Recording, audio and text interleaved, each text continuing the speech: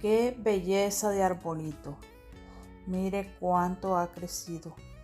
Él está muy grande, muy frondoso, se ve saludable, está hermoso.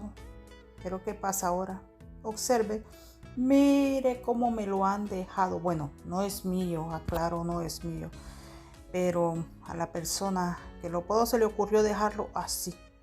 Yo sé que va a crecer, pero miren que da tristeza verlo. Realmente da pena verlo así.